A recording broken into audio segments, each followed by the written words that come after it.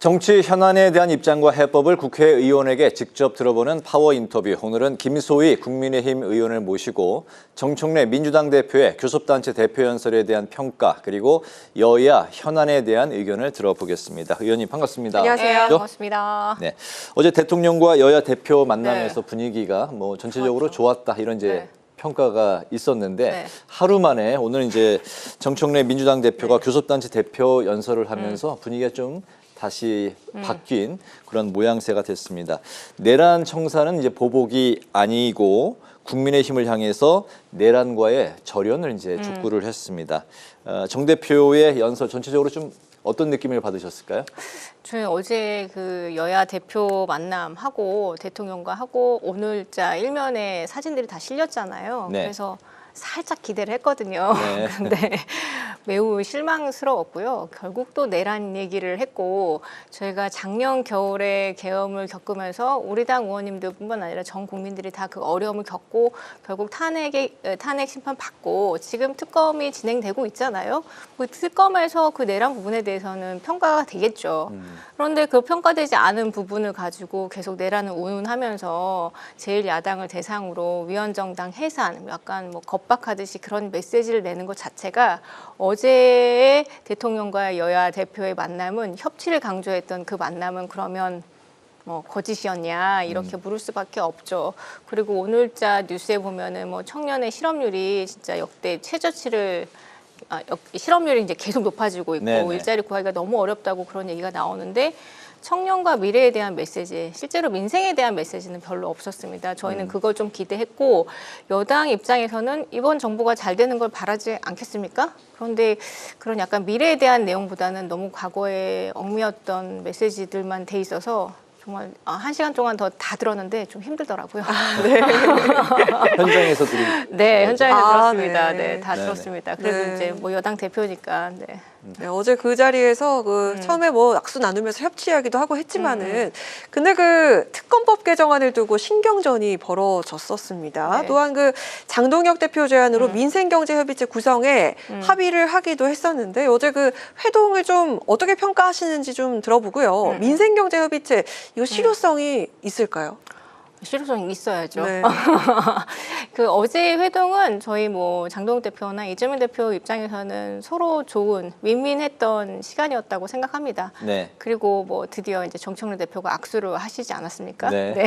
그걸 이끌어내기 위해서 이제 해외 정치인들은 위트를 많이 쓰는데 우리 장동욱 대표도 위트를 써서 그 분위기를 굉장히 좋게 만들었던 것 마늘쑥. 같고요. 네. 마늘과 쑥. 네. 그리고 이제 세게 발언하지는 않으셨지만 전달하고자 하는 메시지들은 다 전달을 했던 것 같고 뭐 노란봉투법 이슈라든지 특검 관련된 것들은 지금 저희 입장에서는 특검을 빨리 끝내주시고 과거를 청산하고 미래를 보는 그런 방향으로 갔으면 좋겠는데 특검에서 기대하는 내용들이 안 나오는지 민주당 입장에서는 계속 그 특검을 연장하려고 하는 그런 법안들을 발의했고 심지어 뭐 내란 재판 특별부까지 해서 뭐 사법부까지 가져오겠다 이런 메시지를 내고 있는 그런 상황에서 네. 우려를 표할 수밖에 없죠. 그런 와중에 이제 민생경제 협의체, 민생이 중요하고 실제로 지금 국민들이 우리 당은 이제 선거로 심판을 해줬잖아요. 불법 계엄에 대해서. 그러면 앞으로는 좀 우리의 팍팍한 민생을 좀 잘 돌봐줘라라고 요구하시는 그 지점에 대해서 여야가 이제는 손을 합쳐야 되는데 그런 부분에 대해서 이제 구체적인 주제를 가지고 저는 네. 이제 뭐 정례적이지는 않다고 하더라도 구체적인 주제를 가지고 논의를 해야 이슈가 나올 거라고 봅니다. 야당이 지금. 요구할 때 열리는 걸로 전해지고 있는데요. 저희는 자주 요구를 할 겁니다. 뭐 네네. 부동산 대책도 나왔고 지금 뭐 저희가 필리버스터도 하긴 했지만 노란봉투법 이슈도 있습니다. 실제로 노란봉투법 이슈 같은 경우는 기업 입장에서는 일자리랑 연결된 부분이기 때문에 우려가 크거든요. 네. 그런 부분에 대해서 보완 입법을 하는 건 저는 필요하다고 생각합니다. 근데 그런 부분에 대해서 다 그게 민생이랑 연결돼 있고 그리고 또 더 센 상법 같은 경우도 결국은 다 민생이랑 연결된 부분입니다. 그런 이슈에 대해서 아마 국민들은 논의를 좀 더 잘 해줬으면 좋겠다. 그래서 우리 삶이 좀 나아지는 방향으로 좀 만들어주면 안 되겠니? 라는 그런 메시지를 전하는 거라서 그런 이슈들은 계속 논의를 해야 될 것 같습니다. 네네. 말씀을 이제 뭐 밝게 웃으시면서 마무리 문제 대답을 해 주시는데 또 밝게 네. 대답을 하실 수만은 없는 네, 그렇죠. 그런 질문입니다. 네. 이런 가운데 오늘 권성동 국민의힘 의원에 대한 체포 동의안이 네. 국회 본회의에 이제 보고가 됐습니다. 체포 동의안이 본회의 보고 시점으로부터 24시간 이후 72시간 안에 이제 표결에 네. 붙여지게 돼 있는데 네. 11일 그러니까 이제 모레 그렇죠, 표결에 그렇죠. 붙여질 가능성이 있죠. 좀 높은 걸로 네, 네, 네. 전망이 되고 있습니다. 가결이 민주당이 그 지금 과반수 이상의 네, 네, 네. 의석수이기 때문에 그렇다면 가결에 대한 전망도 좀 높게 조심스럽게 점쳐지고 있는 상황인데 네. 전체적으로 이 부분은 좀 어떤 부분을 말씀을 하고 싶으실까요? 저희가 총선 기간에 불체포 그런 특권 내려놓기 사인을 했어요. 네. 그 출판 기념회도 안 하고. 그리고 권성동 의원이 이미 이 면책 특권 내려놓고 본인은 수사 받겠다, 정정당당히 수사 받고 자기의 무죄를 입증하겠다 얘기를 했기 때문에 네. 그 민주당의 숫자랑 상관없이 그 법안 표결에 굳이 우리 당 의원님 하시는데 다 특권 내려놓으셨고 이제 수사 받겠다고 했는데 거기에 굳이 들어가가지고 표결을 할 것 같지는 않다라는 저는 예상을 하고요. 그거는 뭐 민주당이 과반이니까 알아서 통과가 되겠죠. 이 법적 절차를 진행해야지만 그게 진행이 된다고 하더라고요. 네. 근데 이제 이미 권성동 의원께서는 그건 본인은 가서 수사 받겠다, 불체포 특권 내려놓겠다라고 얘기를 했기 때문에 그런 부분에 대해서는 뭐 저희가 크게 우려는 없을 것 같습니다. 그렇군요. 네. 네네. 네. 자, 그리고 한편 미국에 구금된 우리 국민들을 태울 전세기가 이르면 내일 현지로 출발한다고 하는데요. 이 사태에 대해서 민주당은 정부가 아주 신속하게 대응을 했다 이렇게 밝혔고요. 국민의힘 측에서는 그 무능 외교에 직격탄을 맞았다면서 이 대통령이 직접 나서서 역할을 해야 한다. 이렇게 주문을 했습니다. 또 이런 상황이 또 되풀이되지 않으려면 어떻게 우리가 또 대응을 해야 할까요? 저희는 진짜 무능 외교의 대표적인 사례라고 생각하고 어쨌든 뭐 그 한미 회담을 가지고 역대급 성공이라고 정말 자화자찬했는데 그 자화자찬 뒤에 정말 역대급 뒤통수를 맞은 거잖아요. 트럼프로 하여금. 네. 그리고 저희가 이번에는 기업들까지 데려가가지고 1,500달러까지 추가해가지고 거의 5천억 달러에 해당되는 대미 투자를 약속했는데 돌아온 것은 정말 저는 쇼킹했거든요. 그 장면들 저희 국민들이 그것도 불법 체류도 아니었습니다. 이제 체류는 할 수 있지만 일할 수 있는 비자가 아닌 상태였잖아요. 네. 그걸 가지고 마치 중남이 왠지 이제 불법 체류 범죄자들처럼 다 쇠사슬을 묶어가지고 인질처럼 데려가는 그 장면에 도대체 정부는 뭐 했냐. 그리고 이런 상황에서 핫라인은 왜 작용하지 않았냐. 뭐 이런 생각도 들고 도대체 한미 정상회담 때 비공개 때 무슨 얘기가 있었길래 갑자기 끝나자마자 선물을 주고 왔는데 700조의 선물을 줬는데 이런 뒤통수를 맞게 하냐. 네. 그런 걱정들을 막 쏟아냈죠. 그러면서 이제 저희가 그때 이제 한미 회담 정상회담 때 그래도 그렇게 트럼프로 띄워줌으로써 기분 좋게 하면 저희가 해야 되는 몇 가지 말들이 있었을 거라고 생각합니다. 경제나 안보 관련된 메시지를 좀 줬어야 되는데 그런 메시지는 전혀 주지 않았어요. 그리고 그 메시지 중에 하나가 저는 이 조지아주에서 일하는 이 부분에 대해서 지금 에스타 비자나 이 비자로 들어가서 하는 게 약간 관행적으로 돼 있었나 봅니다. 네. 그런데 이 관행적인 부분에 대해서 우리도 괜찮은 취업 비자를 한국만의 취업 비자를 달라라는 요청들을 꽤 오랫동안 해왔다고 생각해요. 그러면 그 한미 정상회담 때 이 정도 내용은 얘기할 수 있었을 거라고 저는 생각합니다. 어차피 대미 투자를 하니까. 네. 저희가 호주나 싱가포르는 이런 취업 비자에 관해서 특별하게 취업 비자를 받고 있는 상황이잖아요. 저희는 충분히 그런 걸 요구를 할 수 있는 상황이었는데 그런 메시지조차 못했고 이제야 와서 취업 비자 논의를 한다는 것 자체가 너무 늦었죠. 네네. 네.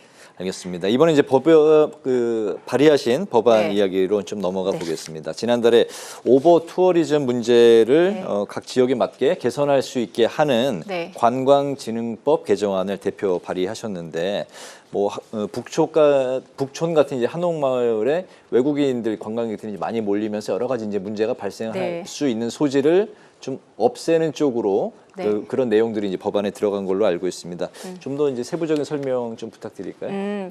K컬처나 K문화가 급속도로 뭐 좋아져서 많은 외국인 관광객들이 오는 건 저희는 너무 환영한 일이고 네. 아시는 것처럼 북촌 한옥마을은 정말 외국인이 첫 번째로 가고 싶은 지역이잖아요. 그렇죠. 그러다 보니까 거기 안에 이제 관광진흥법 안에 여행업, 숙박업이 있고 북촌은 한옥마을로 좀 유명하잖아요. 네. 그래서 한옥 체험업을 할 수 있게끔 그게 오픈이 됐는데 그 한옥 체험업이 그냥 기존에 살던 분들이 이제 약간 게스트하우스처럼 하는 게 아니라 정말 약간 호텔로 운영하는 그런 법인 사업자들이 들어와서 그 일반 거주자 옆에 약간 호텔처럼 지어놓고 한옥 체험업을 하고 있더라고요. 네. 가서 보니까. 그래서 기존에 살던 거주자들이 근데 이분들은 그런 기존의 호텔 관광 관련된 그런 규제를 적용받고 있지 않아요. 그냥 여기 북촌의 관광 활성화를 위한다는 그런 이유만으로. 그래서 기존에 거주하시던 분들이 오히려 떠나게 되는 그런 안타까운 사정들이 좀 있어서 그리고 밤늦게까지 거기를 막 관광객들이 돌아다니고 고성방가를 해서 거주자들이 잠을 잘 수가 없는 상황이어서 네. 최근에 그 종로구청이 그러면 몇 시부터 몇 시까지는 돌아다니지 말자 그런 조례를 발동하고 했는데 그런 부분들을 또 거기서 일하는 상인분들은 또 되게 막 반대를 하시고 그래서 저희는 이 그 오버 투어리즘이 갖고 있는 부작용을 최소화할 수 있게끔 그래서 최소한 거주자랑 관광객들이 좀 공존할 수 있는 그런 과정들을 그 관광진흥법을 좀 개정해서 조례로 그러니까 그 지자체가 그런 부분들을 좀 가이드를 주고 규제를 할 수 있도록 그 부분을 좀 개정하는 내용들을 넣었고 실제로 그 아직 이제 발의만 되는데도 네. 꼭 통과시켜 달라는 주민들의 요구가 지금 빗받칩니다. 주민들 입장에서는 당연한 그렇죠. 요청이겠네요. 내가 여기 사는데 네. 관광도 좋지만 내가 이사를 해야 되냐 이런 요구가 정말 기존에 어마어마하거든요. 뉴스도 많이 이제 접했던 그런 이게 최근 3, 4년 사이에 관광객들이 어마어마하게 늘어나니까 그런 불편 또한 같이 늘어나고 있는데 이런 불편을 서울시와 종로구가 같이 좀 잘 살펴봐야 될 것 같습니다. 네. 네. 그리고 의원님께서 일터에서의 괴롭힘 방지법 이것도 발의하셨는데 여쭤볼 게 그 법안을 통해서 직장이 아니라 일터라는 개념을 이렇게 가져오셨는데 이 배경이 어떻게 되는지 궁금한데요. 그 1년 전에 네. MBC에서 고 오요한나 기상캐스터의 이제 목숨을 끊는 사건이 있었는데 그 사건 이후에도 직장 내 괴롭힘은 있었다라고 하지만 근로자성을 인정받지 못했습니다. 지금의 법상으로는 5인 미만의 사업장 그리고 프리랜서, 플랫폼 노동자, 그러니까 근로기준법으로 그 보호받지 못하는 노동자들이, 그러니까 근로자들이 굉장히 많아요. 네. 그래서 이분들이 근데 이런 부분에서 직장 내 괴롭힘이 훨씬 많습니다. 네. 그래서 이분들을 좀 보호해야겠다라는 생각에서 법안 자체를 이제 근로기준법을 개정하는 자체가 아니라 법안 자체를 새로 만드는 제정법을 좀 냈고요. 그리고 이 일터라는 개념이 약간 직장하고 이제 좀 굉장히 확대한 겁니다. ILO에 의거해서 네. 거기는 워크플레이스라고 돼 있어요. 네. 그러니까는 내가 일하는 곳이 꼭 직장의 개념이 아니더라도 이제 플랫폼 노동자라든지 프리랜서라든지 내가 일하는 곳 워크플레이스가 곧 나의 직장이야라는 좀 넓은 개념인가요? 넓은 개념으로 넣어서 일터에서 일하는 모든 분들이 괴롭힘으로부터 좀 보호를 받아야 되고 괴롭힘을 당하면 그런 분들이 피해에 대한 보상을 좀 받을 수 있게끔 국가가 좀 더 잘 챙겨줬으면 좋겠다. 네. 이런 법안을 냈죠. 뭐 폭넓게 괴롭힘 네. 당하지 않고 마음껏 네. 좀 일할 수 있는 그런 그렇죠. 또 환경을 만들자는. 그런데 이제 지금은 직장 내 괴롭힘이라는 단어가 더 익숙하지만 일터 괴롭힘 방지법으로 네. 좀 생각해 주시면 개념을 좋겠습니다. 좀 확대한다는 거죠? 예, 왜냐하면 알겠습니다. 보호에 대해 사람들이 확대되거든요. 이 네. 법안에 따르면. 그래서 네. 의원님이 이제 기후 전문가신데 처음 이제 의회에 입성을 하실 때 기후 위기를 해결하려고 국회에 들어왔다. 이제 네. 정치를 좀 하시고 나서는 네. 결국 그런데 정치를 해야 한다는 걸 깨달았다. 이렇게 이제 말씀을 하셨습니다. 맞아요. 여러 가지 안에 이제 들어있는 뜻이 있을 것 같습니다. 네.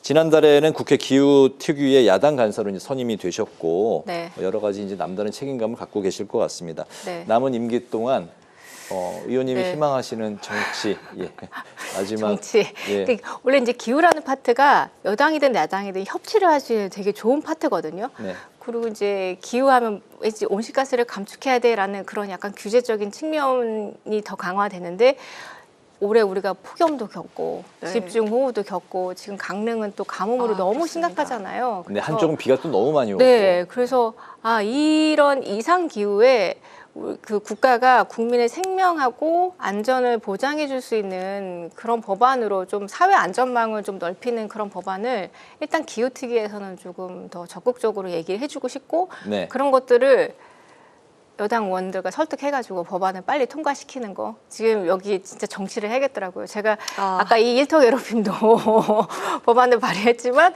통과시키는 과정이 쉽지 않고 이 모든 네. 과정들이 그래서 이제 그 진짜 국민들이 원하는 법안들을 통과시키기 위한 이 협치의 정치 뭐 이런 것들을 좀 기후 쪽에서는 제일 먼저 해보고 싶고 그 다음에 이제 민생 관련된 법안으로 좀 해보고 싶습니다. 지금 알겠습니다. 여야가 너무 싸우고 있어가지고요.